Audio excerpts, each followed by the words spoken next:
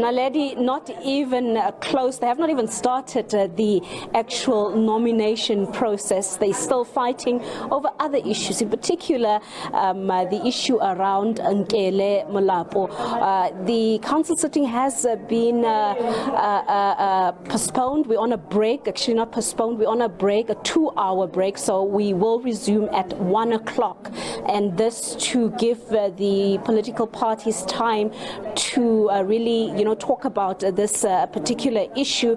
You would understand that she was expelled from the party, Action SA, yesterday over her relationship and closeness to the former Action SA member Abel Tau, who obviously was also a former DA member. So a lot of issues there between Abel Tau, a lot of history between Abel Tau, Action SA and the DA, and now that of course affecting Nkele Molapo's future within Action SA. So the EFF and the ANC defending her, they stood up for her in council, and that obviously erupted into a little bit of chaos, confrontations inside of council. Some of the ANC members saying that Nkele has been subjected to a patriotical onslaught. They're also bringing in the issue of race, saying that she's actually facing two issues here. She's being subjected to race-related matters, and she's also being, being attacked from a patriotical part of view. So the EFF is here to tell us what are their stance on what is happening, also to share their views on the latest nomination. Of course, we know that Nzwanana from the ATM is their candidate for Speaker. We also understand Action SA have filled Khulufelo Murodi to be their candidate, and these two will be, of course, going head-to-head here as the parties will start their nominations and the elections. Fight in council, all this, of course, as you are unhappy with how the issue of Nkele Molapo is being handled. Tell us more. Yeah, we are not happy as the EFF. The Constitution is supposed to protect all the councillors. You've got Schedule 3 that also speaks to the veil of secrecy. So a councillor that votes on the booth alone should not be subjected to lie detector tests, which, by the way, she has already passed. But for some reason, she's still being patched now beyond the lie detector issue. Now she's patched because she's in a relationship, or is alleged to have been in a relationship with an ex-member of the Action SA and DA. That is neither here nor there. Is Action SA saying that their members should not date outside Action SA? This is actually pathetic. We can't allow that. And council must also find a way of protecting the councillors so that the councillors don't feel intimidated when they carry out their responsibilities of council. So we feel that there is no democracy in Action SA, and if there was, would have seen something. That's why all their leaders from the provincial level, even national and everywhere else, are not voted. They are all appointed like some PTY LTD arrangement of Michael Beaumont. We cannot allow that, and the city of Tshwane, we're not going to allow it, and we're going to protect all the councillors. That's why we went to Midrand and we removed those lie detector arrangements there, because black people are subjected to perjury, they are subjected to abuse and undemocratic processes. Tell us about the EFF's views following the Makwarela scandal. You didn't really share your views with us here. What happened there? Do you feel ashamed that you supported a dubious character who obviously lied to everybody? What are your views? What are your reaction to what happened with Makwarela and what he subjected all of you to? Yeah, I will give you an analogy. If you are in a student or in a campus and there is a student next to you, you cannot vet the student because you don't have an authority to vet the student. So by virtue of the student having a student card, it means the student is eligible to be there. So in the Makwarela case, he was in the city and was presiding over that chair for a very long time. And as the EFF, when we got there, there was no issue. And which authority would the EFF be using to go and vet the councillor Makwarela? It was the duty of the IEC, it was also the duty of the city and their party. So they didn't do that. And also the EFF has never sent Makwarela to go and do those fraudulent things. The EFF was the one pleading with him to say, please tell us the truth, please take us into confidence. And he kept on saying, we're all in order, everything is in order. And we supported the man on the basis of that. But when developments came, it was clear that the man was actually being now committing fraud and all that. So it cannot be a responsibility taken by the EFF.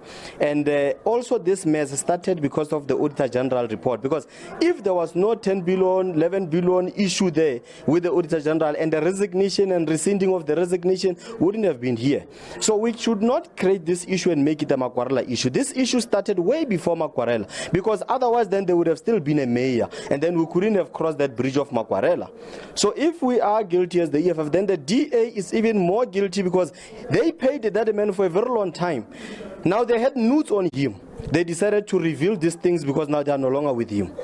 So basically, Randall Williams' resignation saved the city to a large extent, because a whole lot of unhealthy detail came to the surface. You can't save a city you've destroyed. So it's been very in the long run, because now we now know a whole lot of things that we didn't know, and it all started when he stepped down. No, the fact of the matter is there is a series of unfortunate events, because this man has destroyed the city, and there's nothing that he can do positive to restore that city. He has got no plan.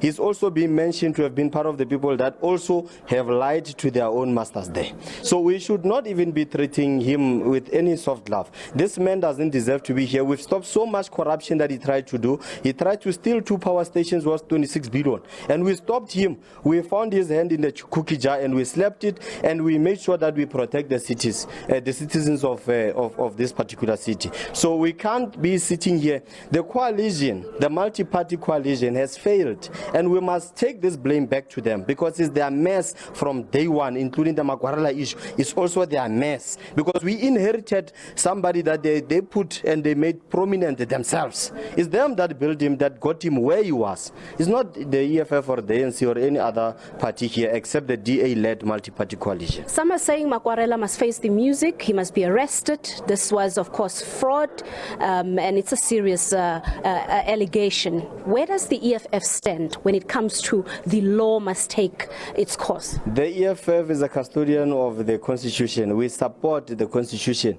So we are saying all the law enforcement agencies that want to take part must deal with that issue. Now the man is no longer a councillor. It's no longer an EFF necessarily matter or council matter. Now it has went beyond that. It's a matter that must be investigated by different other agencies, and the law must take its course. If a report is brought to council that concerns council and maybe repayments of anything like alleging that he wants to repay, then we will gladly welcome those monies of the city so that the people can receive the services through those money. Because we can see also that we are cash strapped. It's not even water here. The city can't afford anything. The councillors even here don't even have water. You can see on the tables.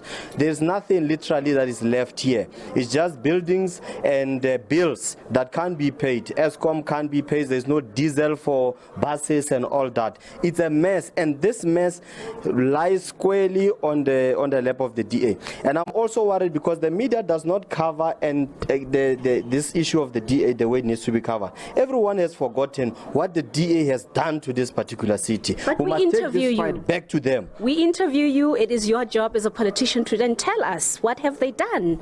No, most definitely. That's why I've been telling you since this interview has started that this mess was created by those people. And they kept on going all over the place saying that where they govern better and they are clean and all that. We have never seen so much corruption. We've never seen so much meddling with the city processes. We've never seen this drama. The DA is the one that has put us here, and they need to be held accountable. So the people of Tshwane and all the councillors here must actually make sure that they save the city before they save their individual political parties. Just lastly, the COPE issue. They obviously need to now appoint a new person to fill the PR position that has been left vacant by Makwarela's exit. Where does the EFF stand with COPE? Can they perhaps run for another round of being nominated as the possible next mayor? We heard Nkele Molapo saying that that is a strong possibility, that they might be given another chance by the EFF and the ANC. Are we looking at that? The leadership of COPE nationally was here and they outlined that they will be filling up that vacancy. So we are more than willing to have COPE coming on board. We have nothing against COPE. COPE didn't do anything to us. COPE didn't steal the money here. So if COPE wants to fill a candidate and that candidate is capable to take over and different political parties agree, there is nothing that will stop the EFF from supporting that particular candidate so that the city can go forward. Because this circus might also call for an administration which might also put this city in a very difficult position to carry out and deliver services. So we want to fix this thing and nip it in the bud before it gets outside our realm to deal with as council. Just the Nkele issue again. Let's just go back to it. We are going back at 1 o'clock. What is it that you will be calling for? I understand that you guys want her to come back and you want her to participate in voting for a speaker. What exactly will your action be when we return regarding her? Right. The EFF's call is that no councillor must be victimized, because we are also very much sure that there is councillors in the DA that has failed lie detector test and all that. So we are protecting all black councillors that are mainly the ones that are targeted, not to be expelled. So if that means that she must exercise her democratic right to vote for a speaker, then so be it. She must come back and she must not also be victimized because of her personal relations. Because how do you govern that as a party? Are you going to be able to monitor and do checkups on everybody in your party to check if they're dating within Action SA or outside? How is that going to work? And why then should the city suffer because of the personal relationships of individual councillors? And then if she's subjected to that, who else is subjected to that process so that they can also be expelled?